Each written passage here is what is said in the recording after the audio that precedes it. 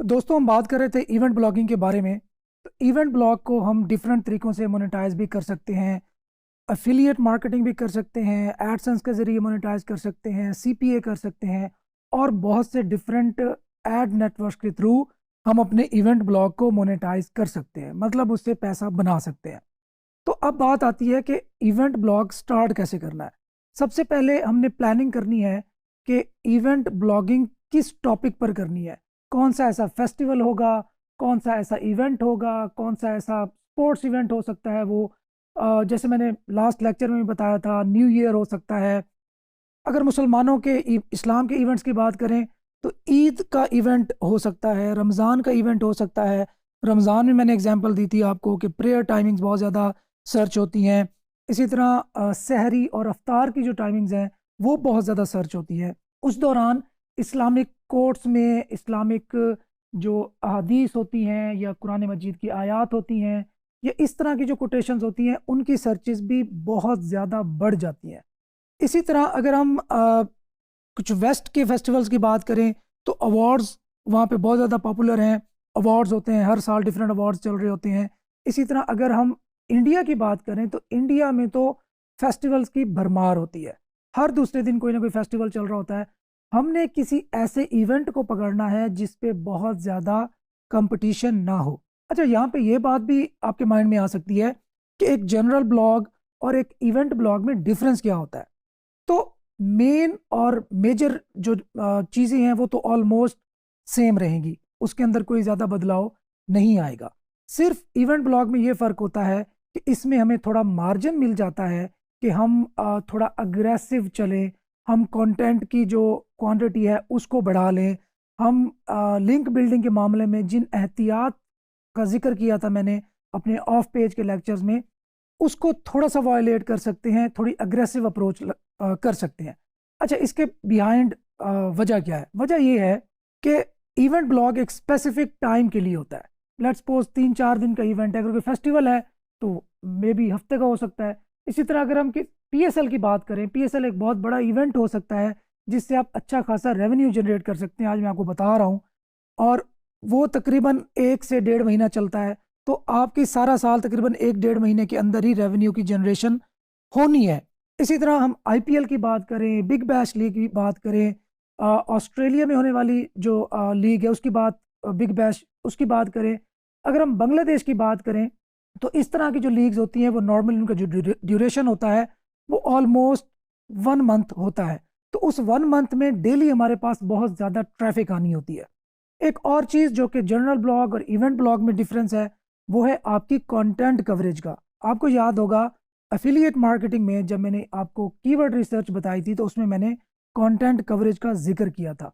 Event blogging में हमारी content coverage बहुत ज़्यादा होगी, मतलब हम कोई भी ऐसा कीवर्ड लीव नहीं करेंगे जिसको हम अपने ब्लॉग पे कवर कर सकते हो। अगेन मैं एग्जांपल लेता हूँ पीएसएल की, पाकिस्तान सुपर लीग की। अब पाकिस्तान सुपर लीग में अगर मैं कीवर्ड सिर्फ एक्सप्लोर करने लगूं, जो कि हम अभी प्रैक्टिकली करेंगे भी सही, तो मेरे पास हज़ारों कीवर्ड्स आएंगे। उसके बाद डेफिनेटली उस पर ग्रुपिंग परफॉर्म करनी है, जो सिमिलर इंटेंट वाले कीवर्ड्स हैं उनको कंबाइन करना है, ताकि ऐसा ना हो कि दो सिमिलर इंटेंट वाले कीवर्ड्स पे अलग अलग आर्टिकल लिखें। तो इससे कैनिबलाइजेशन का इशू भी आ सकता है। हम सर्च इंजन्स को भी कंफ्यूज कर सकते हैं कि हम एक्चुअली इस पेज को किस कीवर्ड पे रैंक करना चाहते हैं। तो हम अगर 3-4 पेजेस को सेम कीवर्ड पे रैंक करना चाहते हैं तो ये कैनिबलाइजेशन कहलाती है, जो कि गूगल की जो या सर्च इंजन की जो पॉलिसीज़ हैं उसके अगेंस्ट है। सो कीवर्ड की बात कर रहा था। इसी तरह अगर स्टार्ट करूं पीएसएल को, सबसे पहले तो पीएसएल क्या है, व्हाट इज़ पीएसएल, इस पे मैं एक आर्टिकल राइट कर सकता हूँ।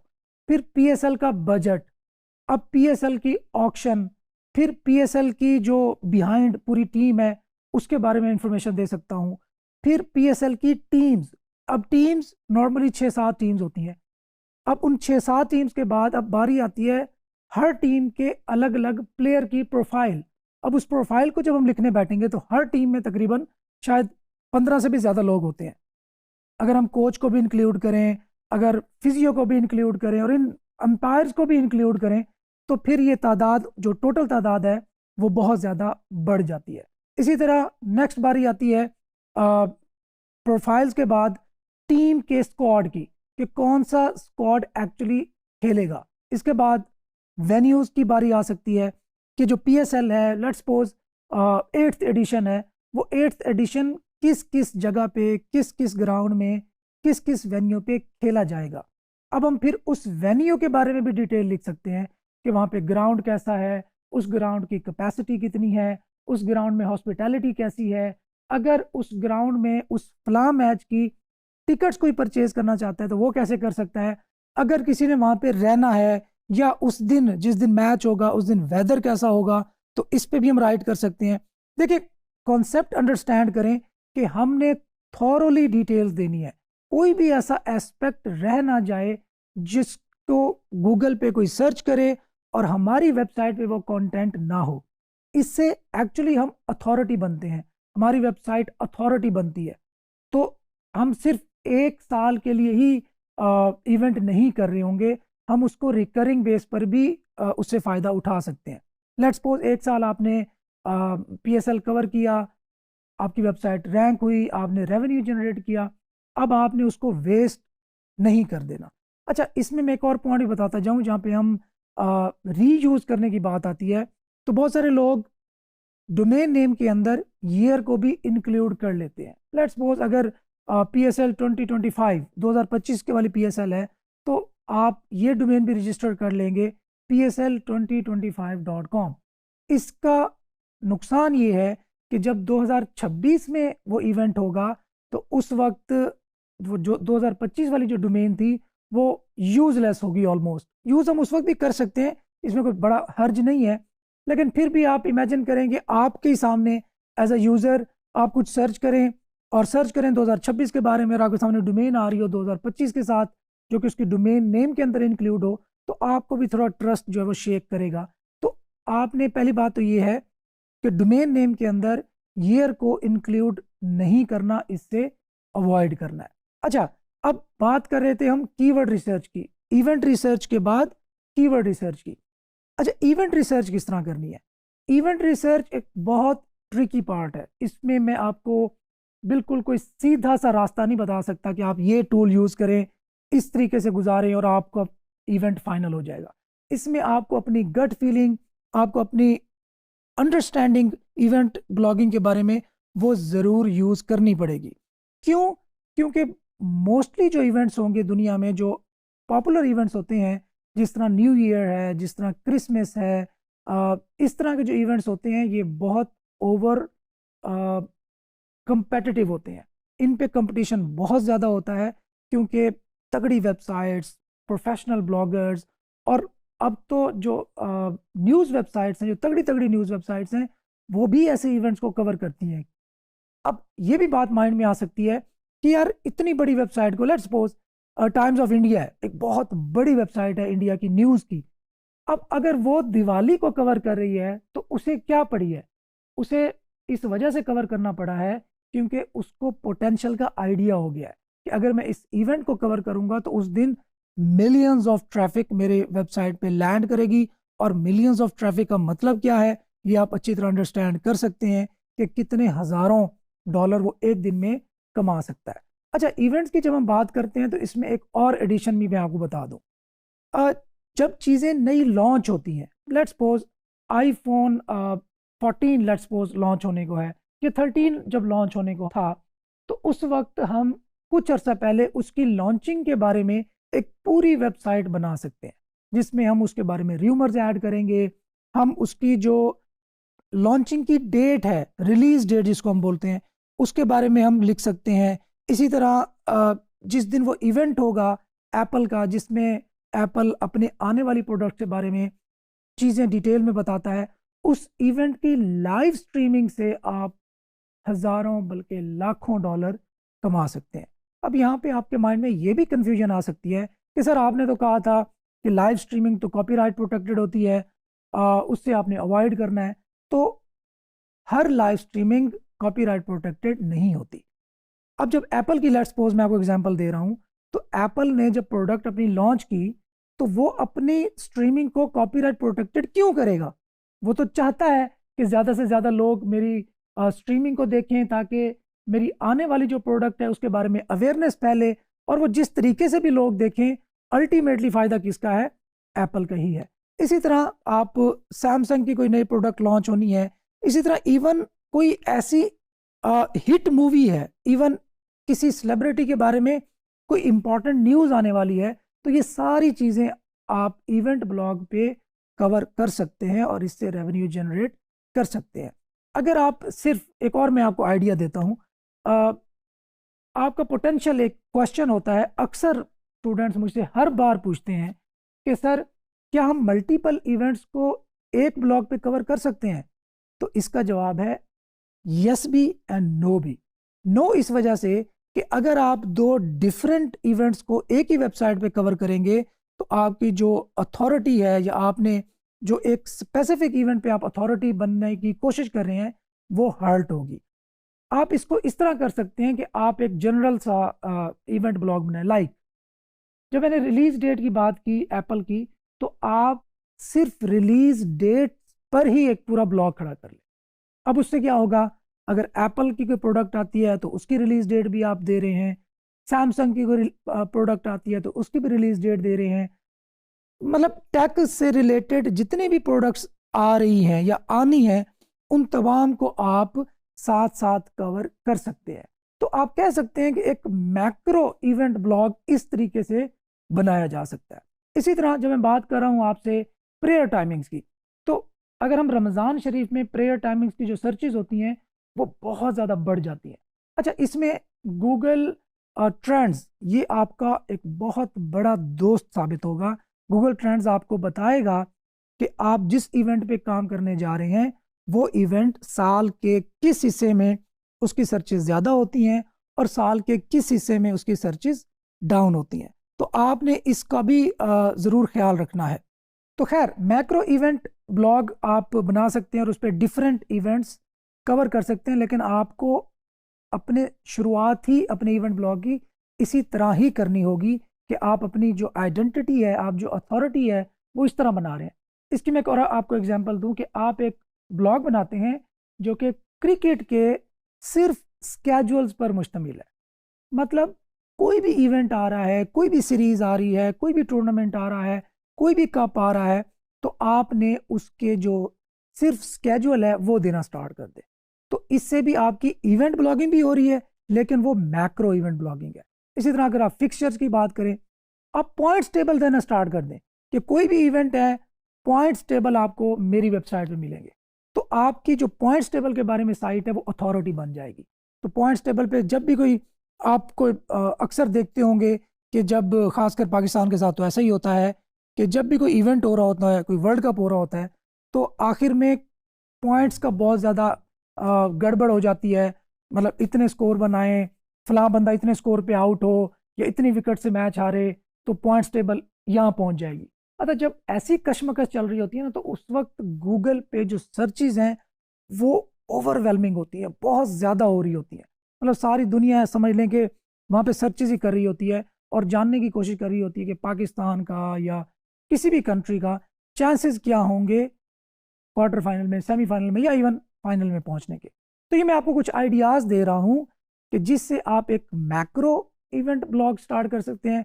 अगर आप माइक्रो करेंगे तो फिर डेफिनेटली आप पीएसएल, अच्छा माइक्रो इवेंट क्या होगा, आप पीएसएल को भी ओवरऑल कवर नहीं कर रहे, पीएसएल की भी किसी एक शाख को कवर करें, किसी एक चीज़ को कवर करें। अब वो क्या चीज़ हो सकती है, उस पर आपने रिसर्च करनी है।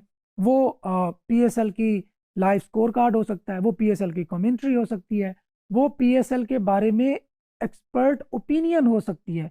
आप इवेंट ब्लॉग, एक्सपर्ट ओपिनियन से मुझे याद आया, आप इवेंट ब्लॉगिंग या इवेंट व्लॉगिंग भी कर सकते हैं यूट्यूब पे। यूट्यूब पे आप कैसे कर सकते हैं कि वहाँ पे आप पीएसएल की मैं अगर बात करता हूँ, तो जो ही उधर से मैच लाइव होता है, आप भी इधर से 2 चेयर्स लगाएं और एक कैमरा लगाएं, 2 माइक लगाएं और बैठ जाएं डिस्कशन करें।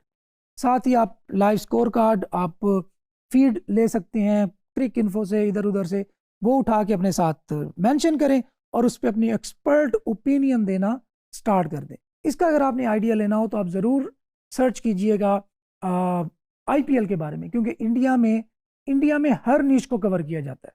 हमारे यहाँ इस चीज़ का कॉन्सेप्ट अभी बहुत कम है, हालांकि हमारी भी जो ट्रैफिक है आप देख लेंगे बहुत ज़्यादा है, मतलब 12 करोड़ से भी ज़्यादा यूज़र्स, इंटरनेट यूज़र्स हमारे मुल्क में मौजूद हैं, लेकिन इसके बावजूद हम बहुत सारी चीज़ों को मिस कर देते हैं। तो आप किसी भी एक माइक्रो नीश को ही पकड़ लें, उसी पे अथॉरिटी बन जाएं, उस पर टाइम स्पेंड कर लें, तो वो आपकी पूरी ज़िंदगी बदलने के लिए काफ़ी है, ना सिर्फ आपकी ज़िंदगी बल्कि आपकी फैमिली की ज़िंदगी। अच्छा, वापस आते हैं इवेंट ब्लॉगिंग पे। तो अब आपने इवेंट पे रिसर्च भी कर ली, कीवर्ड रिसर्च भी कर ली, अब बात आती है कंटेंट पोस्ट करने की। कंटेंट पोस्ट करने में हमने एफिलिएट में बहुत ज़्यादा थोड़े हार्ड एंड फास्ट रूल्स देखे थे कि आपने प्रोज एंड कॉन्स यूँ देना है, प्रोडक्ट की डिस्क्रिप्शन यूँ लिखनी है, रिव्यू यूँ देना है।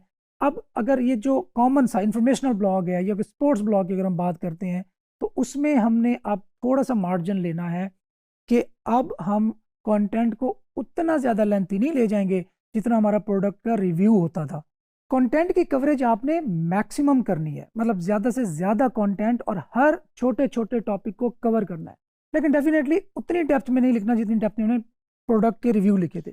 हाँ, अगर आप एफिलिएट मार्केटिंग करना चाह रहे हैं, अगर आप ब्लैक फ्राइडे की डील्स को कवर करना चाह रहे हैं, अगर आप लेट्स सपोज पाकिस्तान की बात करते हैं, तो द्रास में अगर कोई ऐसी इवेंट आने वाला है जिसकी डील्स को आप एक जगह पे शो करवाना चाहते हैं, तो ये भी एक इवेंट ब्लॉगिंग हो सकती है। जिस तरह 11/11 पे द्रास पे बहुत बड़ी सेल लगती है और उसको बहुत ज़्यादा वो पब्लिसाइज भी करते हैं, तो आप वहाँ से अच्छी अच्छी डील्स उठाएं और अपने ब्लॉग पे पोस्ट करना शुरू कर दें, उसकी एसईओ करें, उसकी मार्केटिंग करें। अब अल्टीमेटली क्या होगा कि आप द्रास से भी एफिलिएट मार्केटिंग के ज़रिए रेवेन्यू जनरेट कर सकते हैं। ब्लैक फ्राइडे की बात करेंगे, साइबर मंडे की बात करेंगे, तो थोड़े से कंपेटिटिव होगा।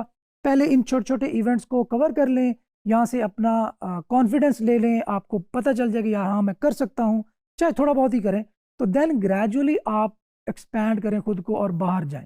तो अगर आप ब्लैक फ्राइडे की बात करेंगे, अगर आप उसको कवर करने में कामयाब हो गए, तो मैं आपको मेक श्योर करता हूँ कि एक दिन का $1,00,000 कहीं नहीं गया, एंड आई मीन इट।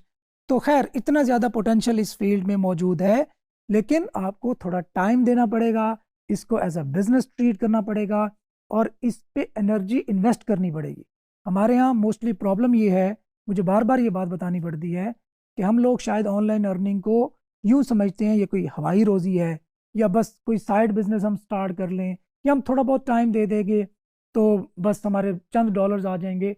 अगर आपने इसको ऑप्ट करना है तो मैं आपको ये सजेस्ट करूंगा, बल्कि रिक्वेस्ट करूंगा कि इसको फुल टाइम ऑप्ट करें।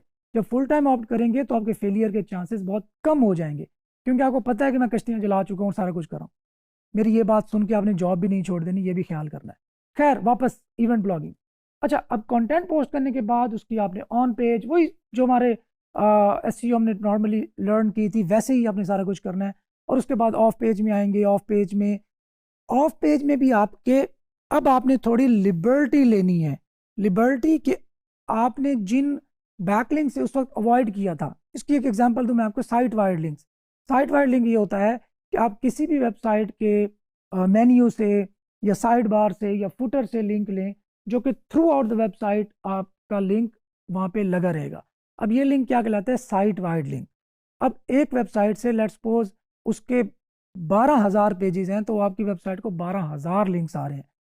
नॉर्मल ब्लॉग में, लॉन्ग टर्म ब्लॉग में आप ये काम नहीं कर सकते कि आप एक वेबसाइट से साइट वाइड लिंक ले लें। लेकिन इवेंट ब्लॉगिंग में चूँकि हमने जल्द से जल्द एक काम करना है और उसके बाद खैर अगर वेबसाइट हिट हो भी जाती है तो कोई नॉट अ बिग डील, तो इसमें हमने थोड़ी सी लिबर्टी लेना है और थोड़ा सा अग्रेसिव, थोड़ा ऑन होके चलना है।